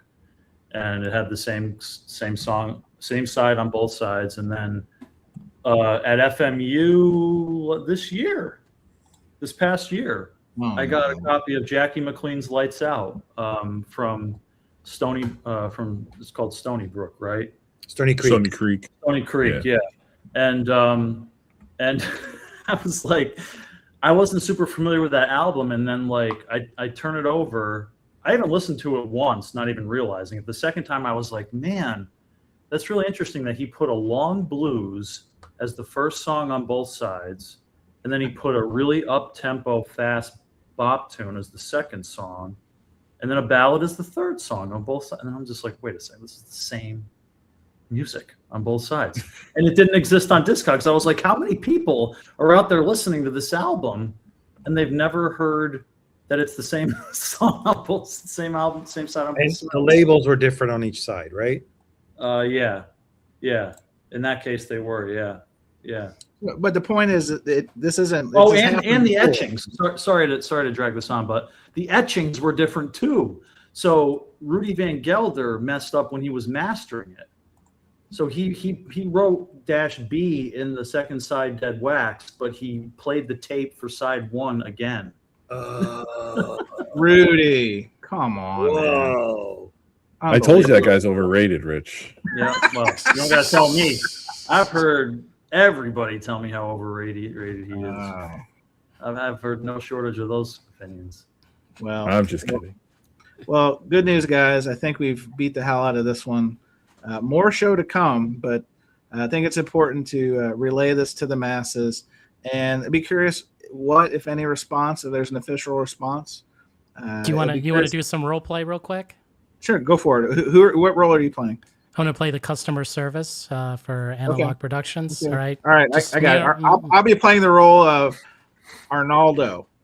Ring, ring, ring, ring, ring, ring. Analog Productions. Yes, my name is Arnaldo. What you want? Are you on service noise? Yes, Get out actually, of here. Get out of here. Psychic customer service, underpaid customer service rep. Get out of here. Yeah, Bud Jr. That is a Bud Jr. Jason. That was good role play. Except I couldn't do the. I miss Bud. I think Bud would have treated me better. I think Bud took care of me in the instances back when I was a frequent customer of Acoustic Sounds. Bud took care of the handful of issues I had. So, all right, guys. Well, let's move past this. Hit the like and subscribe button if you're here. By the way, it is appreciated. Or dislike if you want to hit a dislike in solidarity with Arnaldo's situation. I won't take this one personally this week, but do shower the power hour. You make it sound. We're gonna have a GoFundMe for Arnaldo for the emotional damage he received from the UHQR, the trauma, Bob Marley. Trauma. Yes, right. Yeah. Yes. Well, let's put them right here. Here they are again, guys. Abuse. Customer service abuse. Yeah, I think that's a good way to put it. But listen, We are simply informing, we're entertaining, and to a degree we are complaining, but I think this one has merit. So concluding the Power Hour, more show to come. Stay tuned. I want to thank my guests. More to come in hour 2 with our dais, so don't go anywhere. Jason Rojas, appreciate the role playing and your assistance behind the scenes tonight. Thanks for joining us. Hey, I can take a joke, but can you, Arnaldo? Ooh. I think that's the original in your face pose. In your face. Oof. In your face. And then the Groove Seeker, the calmer of the tag team from New York this evening. Actually, no, Rich is from New York too. So we've got a three-man tag. So Groove Seeker, thanks for joining us. Thanks for having me, man. Always. And then first time, hopefully a long time, the man, the myth, the legend behind Record Collector Confessions, DG Mono himself, Rich. Rich, thank you so much for joining us. All right, you're welcome. But stick around, don't leave, because we do more of this, so just stick around. Right. And then Arnaldo had to I wish I had the towel to fan him off, like Clubber Lang in Rocky 3. This man really put in the work, and we'll be curious to see where this journey takes us. Keep us updated. I know you're about to go on a holiday for the summer, your annual summer, but we may have to do correspondence from Italy, live broadcasting at 2 a.m. So Arnaldo, we'll be in touch. We'll be in touch. Thanks for having me, and thanks for letting me vent. Of course. This is vinyl therapy. This is vinyl therapy, if anything else. This is what we do. Arnaldo, you'll be getting that UHQR Marley fix in 2027. Oh my God, Arnaldo, Chad is watching the program. Hang on a second. Their comment. Chad has a comment. And so the only place we can get is Italy. The only place that we have problem solved. Oh, so Arnaldo, you're gonna be there. I'll You be can there. get I'll your get it faster. replacement in Italy. Oh my gosh, it's amazing. All right, guys.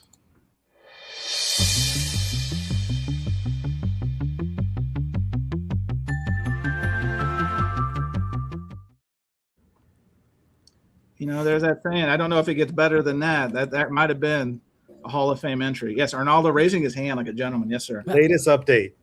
Just checking a comment on my video. Mine is also like you described. Pre-ordered same day they announced. Contacted Acoustic Sounds customer service email on Tuesday. No response so far as of late Thursday. Just shut up.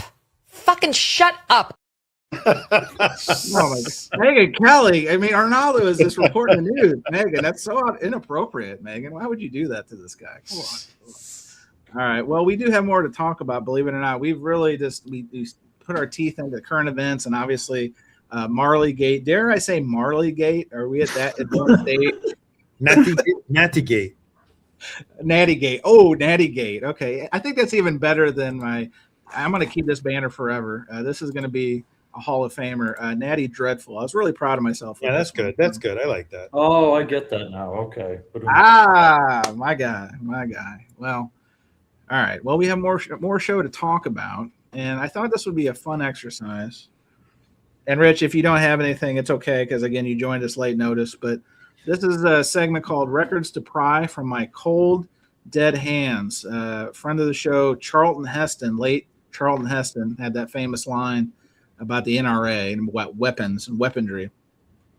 And so I thought this would be a good opportunity as record collectors to talk about those records that we're riding to the very end. The very end could be taking the Clive Davis route at 94 and just, falling dead in a toilet. And then your records are there for your loved ones to get rid of, or maybe you ultimately get off the records, but these are the last of the bunch that you disconnect yourself from. So do we understand the spirit of the exercise? We're good. All right, Jason, I'm going to go to you first because you've already started this process. You are doubling down on CDs and cassettes and 8-tracks, like you're doing anything but vinyl lately. So tell us, what records would we have to pry from your cold, dead hands, please? This one, you just kidding, psych. This one's for Mazzy. Eat it up, Mazzy. Ooh, booyah. I know it's tough, Mazzy, to own reissues and get free promos, but when you own the OG, smells like 1968. Woo. You know, man. So if I'm carefully reporting, Jason did what we call the okey doke, and he showed the Michael Fremmer record, but behind it was the Led Zeppelin Turquoise. So what a move! We in hoops we call that the give and go. That's the give and go or pick and roll. Maybe that was more of a pick and roll situation. This one's very clean. Ain't no vinyl piper VG++ with 10 pops. Oh, no. You know, shots fired. That's our fired. Oh no.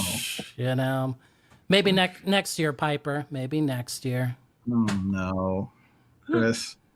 Well, I think Chris will never join this program again. I know where he'll be on Thursdays instead, but it is what it is. You know, just wow, trying to hide it. So are those going to be the last two records in your? I mean, Pet Sounds probably, right? Pet Sounds will round out the trifecta there, Jason. The DSS Pet Sounds. That's right. Just yes. So Colt Volt 67 is joining us. Did we talk about the Tom Verlaine sale tomorrow? We did. Normally, I would say finish out this part of the show and then go back. But yes, we debriefed it. You want to go back probably about 40 minutes. We had Arnaldo just had to empty the chamber on this Bob Marley situation. But yes, we did talk about the Tom Verlaine scenario. Stunty is here. He says, I missed the venting, but I hear Andrew Cuomo is starting a VC channel. So all is not lost. Big news. Big news. Stunty. I wish I would have known that. You know, we have a drop for them. We have the breaking news. I mean, he lost the mayoral race to Mangdami, but the next best thing is to start a vinyl community channel before the whole thing explodes. So welcome, former Governor Cuomo. Welcome to the mix. I'll introduce you to the Sixth Beatle, and you'll be right at home. Trust me, that's the way it should be. Groove Seeker, what records will we have to pry from your cold dead hands, or will we? I have a few, but I'll show one. All right, making you big on this one. Oh man, thank you so much. This is my first press Pink nice. Island, UK at Fairport Conventions on Half Bricking. It's one of my favorite albums ever, and I was lucky enough to get a true OG of this. So this is something that will be one of the last things to leave my collection. This specific one. All right, digging it. Got another one? Let's do a couple. Let's.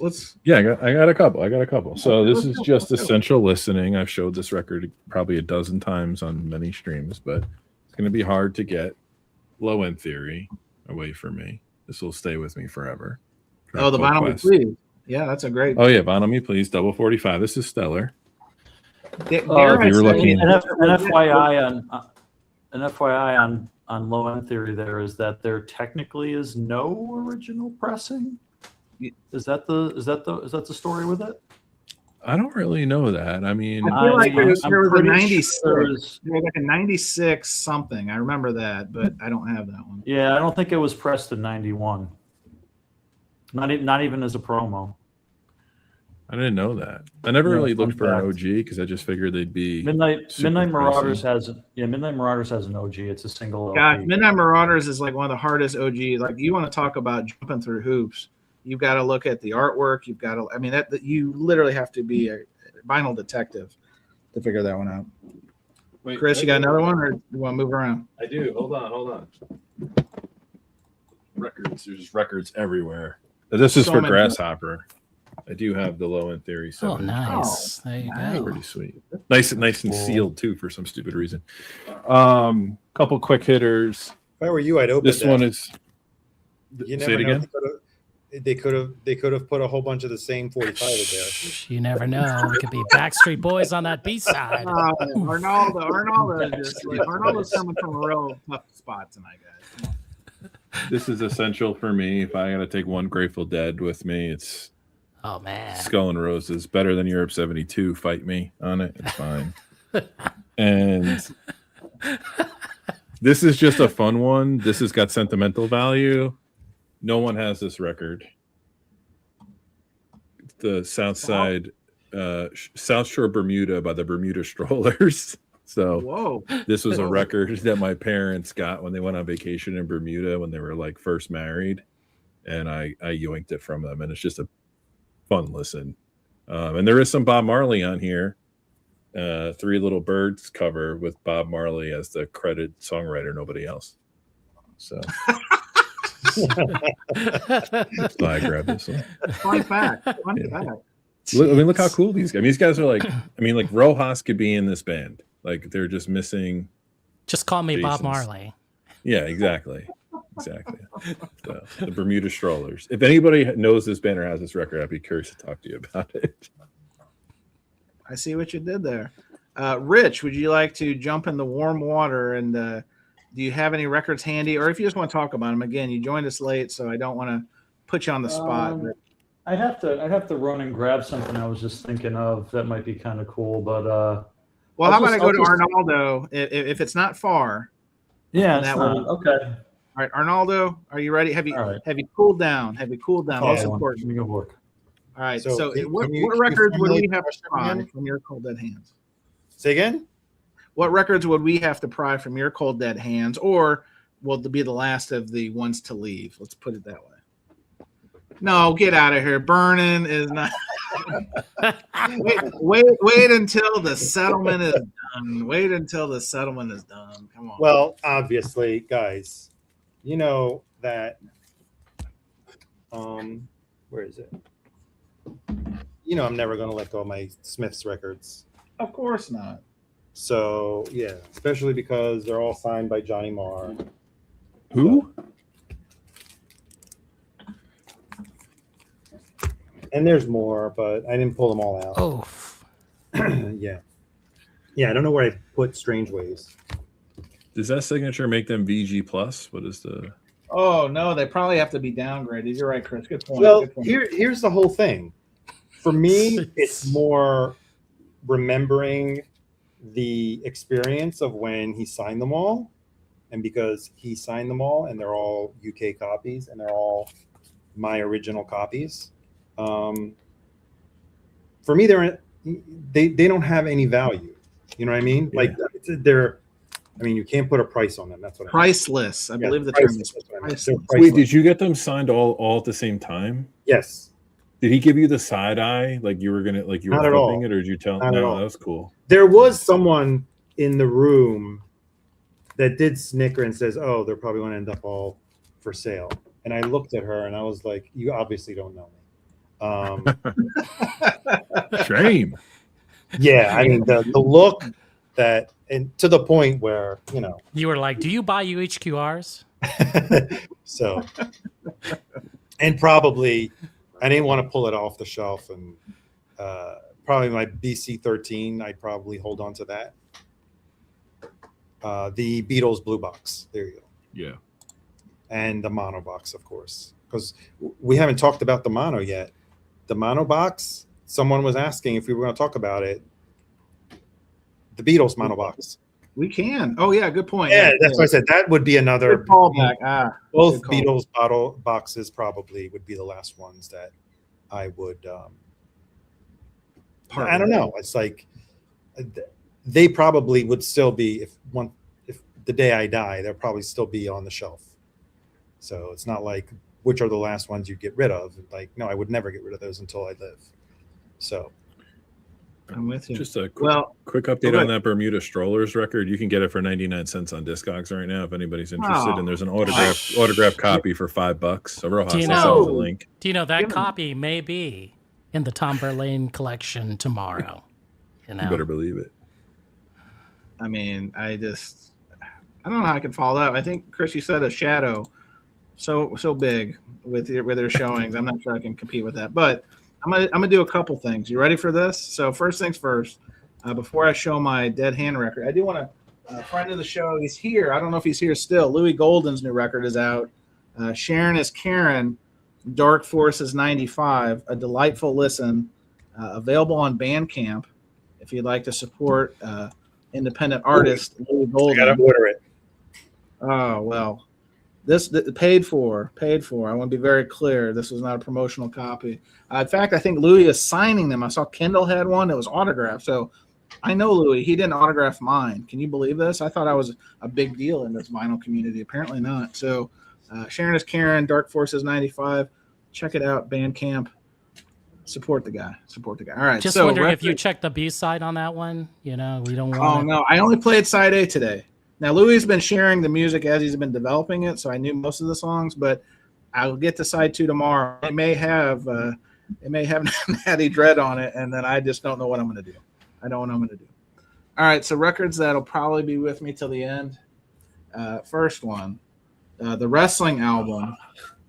And this record isn't hard to find, guys, but I've shown this before on the show. You know, it is hard to find is the Macho Man autograph. Oof. Or Miss Elizabeth autograph, rest in peace. Oh man. Or I mean, again, this is I don't want to be sad, guys, but Hulk Hogan also rest in peace autograph. Oh man. Or wow. Paul Orndorff, Mr. Wonderful autograph, rest in peace. Is Lou Albano in there? Captain Lou is, but he's not. He did not sign this one. Captain Lou's right Where here. is he? Right there, the rubber band man. Oh right my here. gosh, look at him. Yep. He's right next to the Junkyard Dog, or better affectionately known as the JYD here in the boy shorts. He's in the short shorts right there. But yes, and my hope is that I can catch a couple more of these wrestlers before they leave the celestial plane, like Brutus the Barber Beefcake, my almost stepdad. He's right there, and then Cowboy Bob Orton, St. Louisan. I'm hoping to catch him one day, get these signed. So this is a great piece. That and it's also a gold stamp promo for fellow record geeks. So Chance in the dog days of summer, Mount Rushmore wrestling babes. Are we doing that? Oh, we can. Yeah, we can definitely do that. I think it. All right. Miss Elizabeth clearly is on there. Next one, Henry Pierre Noel's piano, Haitian-born Canadian musician, piano player. This is one of the records that kind of got me into seriously collecting records, and it took me a while to find this one. There's a great TED Talk, matter of fact, from a long time ago. It's one of the things that really got me to invest in going deeper beyond just like the surface level stuff that I was familiar with, right? So just for the sentimentality, music's good, but just for the story of what the record did for me in record collecting, that would be on there. Let's see, Hurt, Goodbye to the Machine. This is like alternative rock, but a guy I used to be really good friends with. I actually met Hulk Hogan with this guy. The bass player, Rick Moore, was in this band, and it took me forever to find this record. And when I did, it was actually autographed. It's on the inside. So personal connection to that, and happy to finally. These are ones that took a while to get down. I would be remiss if I didn't show my Metallica Black Album original pressing. Still in the shrink with the hype sticker. In your face, Kendall. I know you like the hype stickers. And then probably just because this is like a top copy, the farm record I got a couple months ago back in December from the original owner who knew the band. And Farm is like basically not a St. Louis band, but they're Southern Illinois. One of my probably most intricate pieces. There's probably more I could come up with, but those are the ones that I kind of thought about this topic. I thought would be probably the funnest, or at least the most relevant to the conversation. All right, DG Mono, Record Collector Confessions, Empire Man. What records are with you until the end? Yeah, I pulled out one that I thought of while Groove Seeker was on there. So, and this is actually maybe one of the older records I have in my collection that I still have, even though I've been collecting records since like 1997. You know, I listened to a lot of hip hop before I ever got into jazz. And so when I think about the topic, I think of a lot of stuff I listened to in my formative years. So the one that I have that I think of that's a hip hop LP that I have on vinyl that's kind of special is Gangstar's Daily Operation, the OG. Ooh, nice. So yeah, I don't actually collect hip hop LPs. You know, I think a lot of people that are pretty deep into hip hop LPs know that until around 94, everything came out on single LP, and because of all the bass and hip hop records, they had to cut they had to master the LPs with like a really wide pitch So they had to lower the volume of the music a lot, and so the signal to noise ratio on most early hip hop LPs that are on single LP is not good, which is ironic because I think, you know, single LP copies of Enter the Wu-Tang and Nomadic and they sell for hundreds of dollars now, right? And they don't, in my opinion, they don't really sound that good, but you know, around 94, they started getting hip to the fact that they should be putting them on double LP. And so that became the thing to do at that point in time. But I was actually come late to this LP. So I was in 6th grade when this album came out in 1992. And yeah, the singles on this would have been Take It Personal, and let's see what else.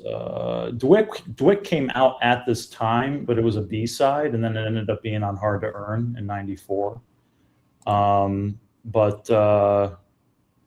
Yeah, so I got into this album in like '98, and I just fell in love with it right away. It's got a different style of DJ Premier's production on it before he had kind of developed his real signature sound. He had a very particular drum kits he would use starting around 95 or 96 that he used for a very long period of time. This was before that, when his drums were, I would say, more organic sounding. The mix of his tracks was a little different. The drums were a little more recessed in the mix. It's a very sweet sounding, if I can say so, hip hop album in that respect. Kind of lo-fi, very warm sounding hip hop album. But yeah, but I love this album cover so much. I could never part with this all these years, that I was just like, yeah, this is a single LP. It's not that great. It's got a lyric insert with a picture sleeve, crew on the back there, Gangstar Foundation. So that's it. And if we were doing CDs, I could probably pull out a ton of hip hop CDs I would never want to part with. But yeah, I collect most hip hop albums on CD. Hella good pick.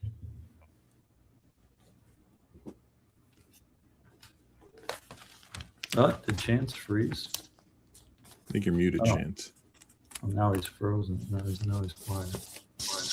Ah, sorry, I hit the keyboard. So even though my mic wasn't, can you hear me, guys? We can hear you now. Beautiful. No, Rich, no jazz from the Jazz Man?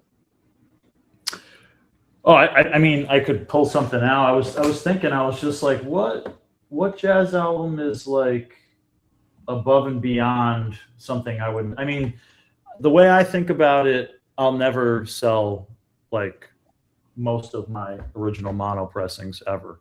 I don't have, there's no inkling in my mind at all that I would ever sell any of them. So I'd probably be sitting here.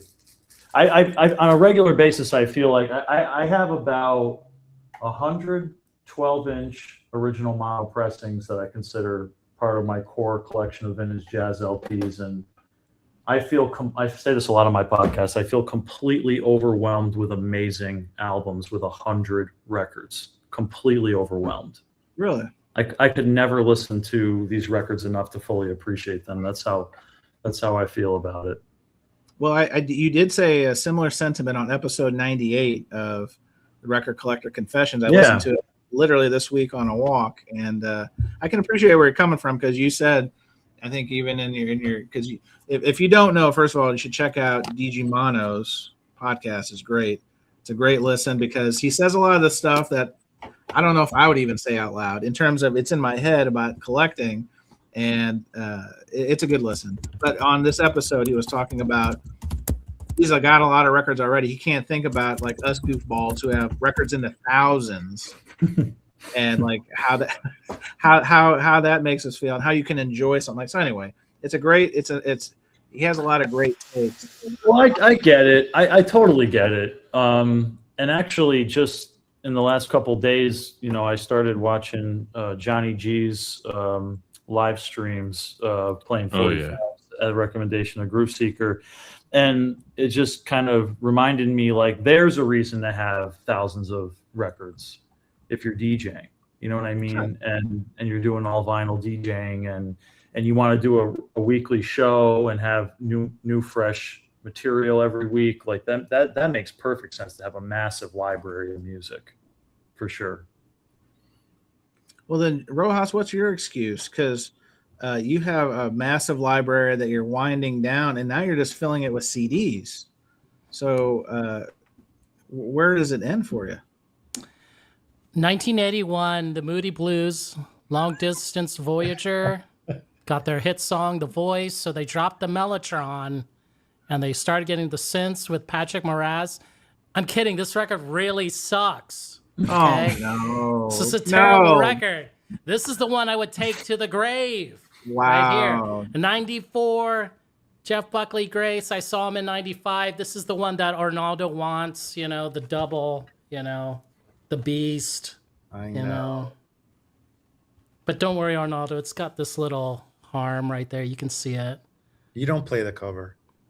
You know, it's, we'll I'll call take this, it. We'll call this VG++.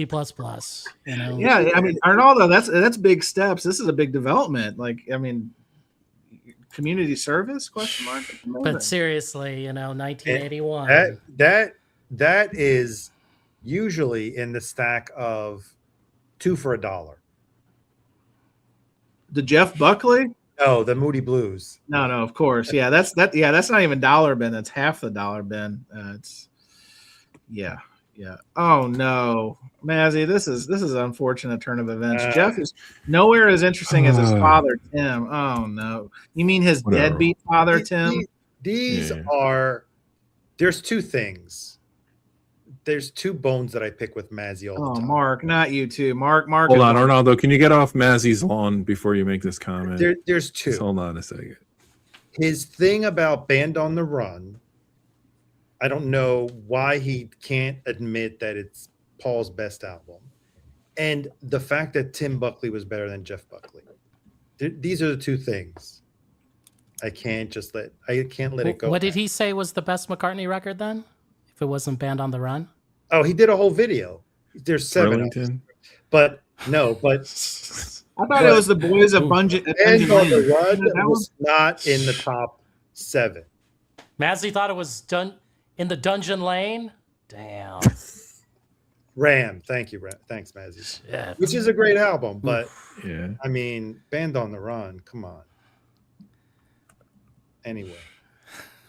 So, question for the dais, and maybe I'm the only person who did this. Anybody see the Earth, Wind, and Fire documentary on HBO yet? I actually did. It's great. Not yet. Yeah. What did you think, Jason? I caught it over the weekend. I didn't know that there was some sort of personal story. You know what I'm saying? Like Maurice White. In terms of like Maurice White, right? Yeah. Yes. And they probably didn't want to touch that because of his terrible childhood, his abandonment. So yeah. I don't know if anybody wants me to spoil it. No, please don't spoil it. But I mean, these insecurities influenced who he was and how the band was run, you know, which I didn't know. Like that totally shocked me. Like I remember seeing the Maurice White solo record and like in the dollar bins and be like, whoa, dude, you know, I mean, you know what? We really need to show that cover. I hate, you know, to stop this, like, but let me go find it in Discogs and give you the link. Oh yeah. Did Questlove mature? Sorry, go ahead, James.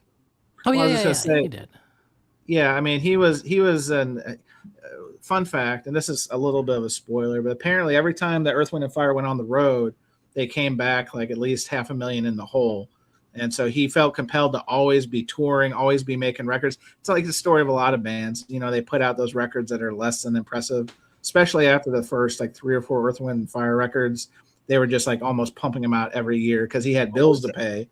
Weren't they like 12 of them on stage? It costs a lot to move around. Right, because you had like the horns, like the emotions. Band. Right. Yeah, not just that, but I mean the sets.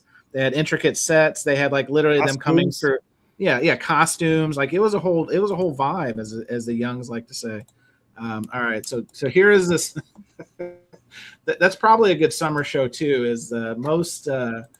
How do I say this delicately? Most just wow album covers, and you'll see what I mean in a second. I apologize. This is not a great podcast segment, but I will say that Maurice White, founder, architect, musical genius of Earth, Wind, and Fire, his solo records, not so much.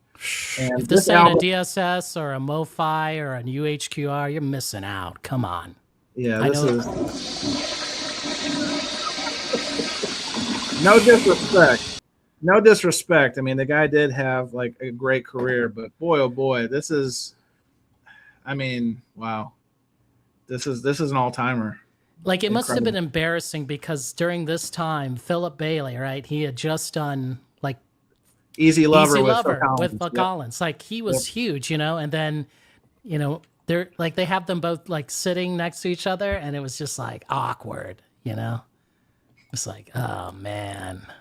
Quite frankly, if they would have made the documentary more about Verlaine, the brother. Yes. I mean, what a talent! There is not only a great bass player, but just a great showman. Guy's always smiling, dancing, like incredible. He's still out there. We saw him last year, Earth, Wind, and Fire in Chicago. Believe it or not, I went to a concert that was Earth, Wind, and Fire and Chicago, and my man still had it. He was just out there. The rest, I don't know. Is anyone left from the original? But I know Maurice died a couple years ago.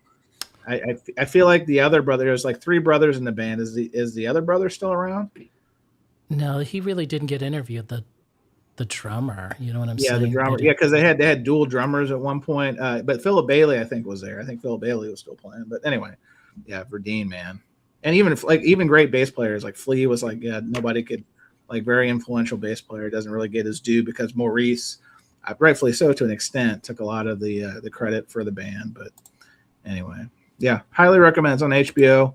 If you're #blessed and have access to HBO, check it out. It's a good watch. Is Questlove progressing as a documentarian? Is that was it better than? Because I felt like the Sly doc was very good, but it was a little bit too much of a spin he put on with his own personal agenda. Yeah, did he do the stacks one, the Watt stacks? No, he did the soul one. And, yeah. The soul performance. Yes. What was it called? Summer of Soul. Yeah, Summer of Soul. Yeah, that one's okay. To your question, Chris, I think so. I mean, he does kind of interject a couple times. Like, obviously, he's doing the questions. The Obamas were on it. I think his strength is just his access. Like, he gets a lot of You know what I mean? He obviously, with his name and his notoriety, I think he gets a lot of access to make it better. Why were the Obamas on a music documentary? They were just talking about the cultural impact of Earth, Wind, and Fire, and I think they also played after Maurice died. They played at the White House. Maurice had to leave. I think he had Parkinson's, so he had to leave. He couldn't perform anymore before he died. He had Parkinson's or something like that. And so the 3 remaining main people of Earth, Wind, and Fire performed at the White House. Going to just say, like, it always helps having a president on your documentary. Like, no matter what you have, you know what I'm saying? Like, when you got one, you're like, whoa. Like, yeah, but there has to be a reason for a president to be on a music documentary. Well, right? there's also a part where they were fundraising for the new library. So I think it was probably a quid pro quo to fund. No, I'm just kidding. That's completely. I mean, Clinton was in the Coltrane doc just because he played sax on TV. What? Yeah, Clinton, you never seen the Coltrane doc? I don't know now. Clinton was 100% in it. Yeah. Stunty says that Maurice went into breakdancing after that. I don't think so. I don't know. You saw the hair. Maurice was not spinning on his head with that hairstyle, Stunty. Come on. I mean, there was a part where they showed like the video for the Earth, Wind, and Fire reunion, that music video, and concert, but they really did not need to show that. Like, it was just such a bad music video. Like, I was like, man, come on, don't do this. Don't go there. If anyone can do a Prince doc, it's going to be Questlove. He's in like Flynn with that estate. Well, hopefully he does it right, and it's not too much fan service. Like there was different sides of Mr. Rogers. Well, I'd be remiss, guys. I saw, I think Dane Johnson made the comment earlier about potentially we'll never get sponsors, but I'd be remiss. We do have still one of the strongest sponsors out there. I know it's past supper time, but don't forget to fill your freezer box with the following, please.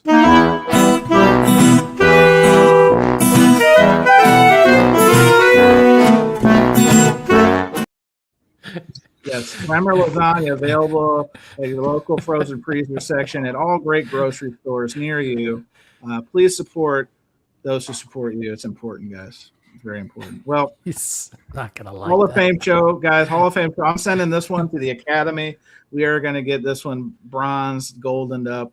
But the good news is, hopefully, we'll have follow-ups on Arnaldo's plight, because the story has just begun with Marley Gate. It's coming. I think Arnaldo's going to be good. He's got tickets to Vinyl Summit. He's got the Learjet picking him up, you know. No. Here's the question, Arnaldo. Let's say that you are directly contacted. I'm not saying it will, but we're playing make believe, and they say, for all your troubles, here's an all expenses paid comp pass to the Vinyl Summit. You can meet with Chico Freeman at the hotel hot tub. You can play some guitar. You can strum the guitar, Marquise Knox's guitar, on stage at one of the performances. Would that make all this go away? Would you feel better? Only if I get to meet the QC manager. You go there, there's nobody in that room, Arnaldo. Damn. Well, I think this speaks for everyone. Jason VG++, friend of the show, says 11 out of 10. I think he must be talking about this show, because I think we hit all the marks. We hit them high, we hit them low, we hit them in between. I want to thank all my guests. And I think I've dropped links in the chat for the Sharon is Karen record, Dark Forces 95, Record Collector Confessions, DG Mono Rich, available on Apple and Spotify. We learned and Spotify. I'm obviously an Apple person. Episode 100 coming up soon, and he got arguably the biggest get in the vinyl community. At one time, the fastest rising channel in the vinyl community proper, the Groove Seeker. Now, I think you're 37th, if I saw the standings lately in the Record Collector News. Jim keeps like a ranking of all the VC numbers. So. Nice. There's only one way to go. Well, guys, appreciate it. Hit the like button, dislike button on your way out. It is appreciated. Sade making an appearance. Jason, this was going to be on my list, like 1988, Stronger Than Pride. I mean, I've been listening to this, and it's just a perfect record, this record. And it also used to be a $5 bin staple. Now it's like $20 again. What more. You know, I mean, these guys here. Sade, listen, I've said it before and I'll say it again. You put on Sade, and it is getting town to Freaky Town time, because Sade is the great elixir. I'll just say that. I mean, you can look at all four of them, and they didn't get a B. You know, they got the corrected version of Natty Dread or Burnin'. You know. I think the guy with the pants and suspenders but no shirt, I think if that doesn't scream success, I don't know what does. That's incredible. That's an incredible look. All right. Well, thanks for joining us, everybody. Great show. Show note, no show next week with the holiday weekend. We might have something in place. We need to talk about it after the show. We may record something. We'll see. But no show next week. We'll be back the following week. And Arnaldo won't be with us for a minute. He'll be in vacation town. So record shopping around Europe. Yes, he's going to be trailblazing. He's going to be looking for the corrected side of Burnin' over there. He's on a pursuit. The vinyl pursuit continues. Anyway, thanks everybody for joining. We'll see you soon.